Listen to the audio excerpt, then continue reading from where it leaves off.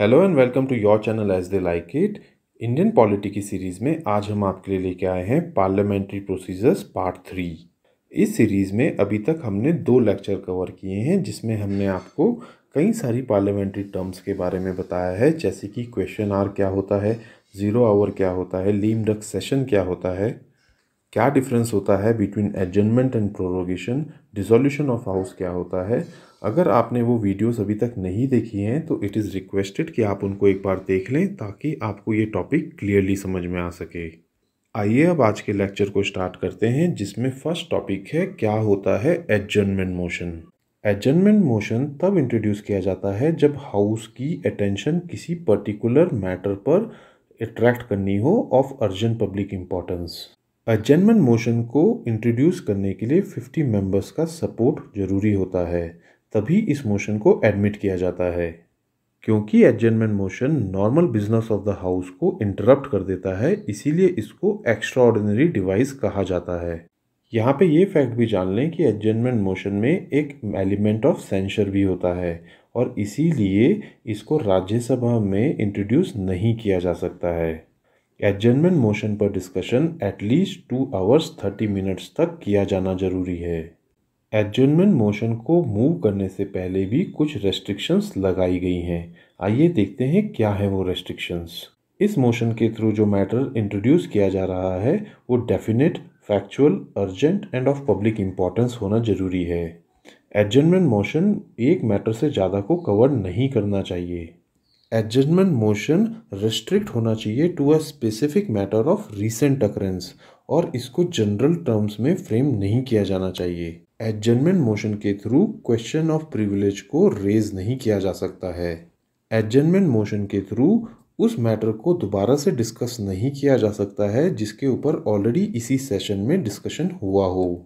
Adjournment motion के through कोई भी मैटर नहीं डील किया जाएगा जो कि under adjudication of a court हो। एंड लास्टली, इसको ऐसा कोई क्वेश्चन रेज नहीं करना चाहिए जो कि एक डिस्टिंक्ट मोशन के थ्रू रेज किया जा सकता हो। आइए अब जानते हैं क्या होता है no confidence motion. No confidence motion भी लोकसभा में ही इंट्रोड्यूस किया जा सकता है। नो कॉन्फिडेंस मोशन को इंट्रोड्यूस करने के लिए भी 50 मेंबर्स के सपोर्ट की ज़रूरत होती है।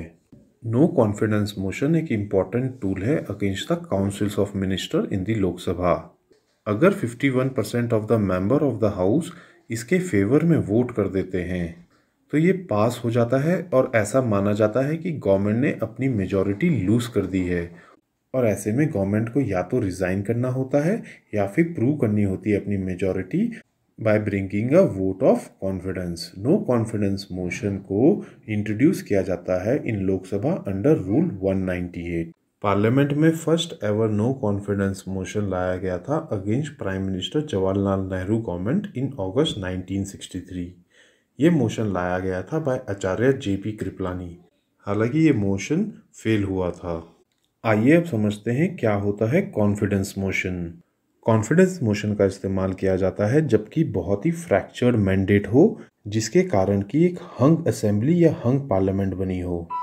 इसका इस्तेमाल माइनॉरिटी गवर्नमेंट्स या कोलिशन गवर्नमेंट्स के टाइम पर भी किया जाता है। ऐसे केसेस में प्रेसिडेंट कॉन्फिडेंस मोशन लाकर अपनी मेजॉरिटी प्रूव करने के लिए कहते हैं on the floor of the house. आइए अब समझते हैं क्या होता है सेंसर मोशन। सेंसर मोशन एक इंडिविजुअल मिनिस्टर या ग्रुप ऑफ मिनिस्टर या एंटायर काउंसिल ऑफ मिनिस्टर के अगेंस्ट लाया जा सकता है। सेंसर मोशन को लाने के लिए reason for the adoption of the motion को बताना जरूरी होता है। सेंसर मोशन को लोकसभा में ही लाया जा सकता है, राज्यसभा में इसे इंट्रोड्यूस नहीं किया जा सकता है। सेंसर मोशन के पास हो जाने से गवर्नमेंट के ऊपर कोई भी इम्पैक्ट नहीं पड़ता है।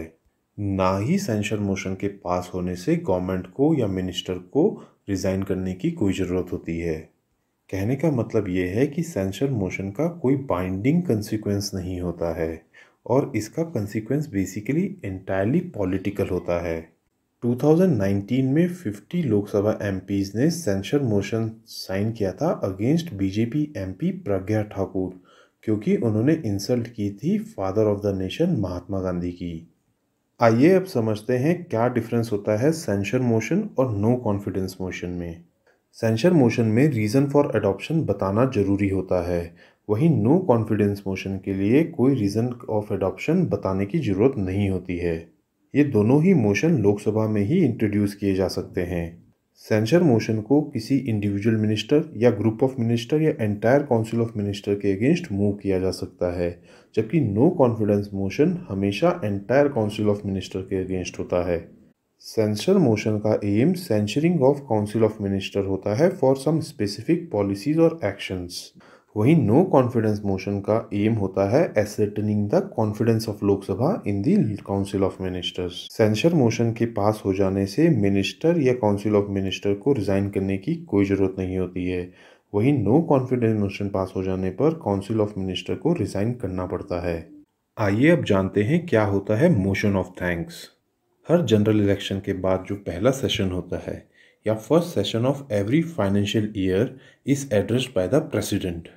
इस प्रेसिडेंशियल एड्रेस में प्रेसिडेंट आउटलाइन करते हैं policies and programs of the government in the preceding year and the upcoming year.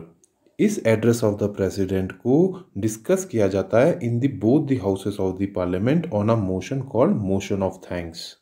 और आफ्टर द डिस्कशन इस मोशन को वोटिंग पर डाला जाता है, और अगर ये मोशन पास नहीं होता है तो इसको गवर्नमेंट की डिफीट समझा जाता है। आइए अब समझते हैं क्या होता है no day yet named motion. इस मोशन को स्पीकर एडमिट तो कर लेता है, लेकिन इसकी कोई डेट फिक्स नहीं की जाती फॉर द डिस्कशन।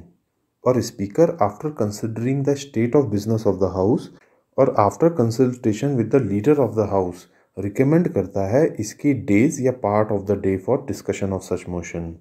तो दोस्तों, ये थी हमारी coverage regarding parliamentary procedures part 2। अगर ये वीडियो आपको पसंद आई हो तो हमारे चैनल को लाइक एंड सब्सक्राइब करें। साथ ही इंस्टाग्राम और टेलीग्राम से जुड़ें, जहाँ की हम फ्री PDF और फ्री क्वेश्चन बैंक देते हैं। Thank you.